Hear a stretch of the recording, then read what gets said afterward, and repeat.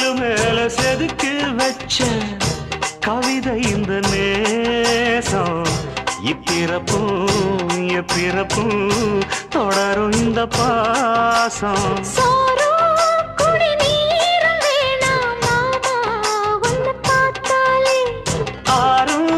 பசியாரும் தானாச மொழி கேட்டாலே ஒன்ன பிரிஞ்சிருக்க தன்னந்தனிச்சிருக்க அம்மம்மாடி அப்பப்பாடி என் மனசு ஒத்துக்காது.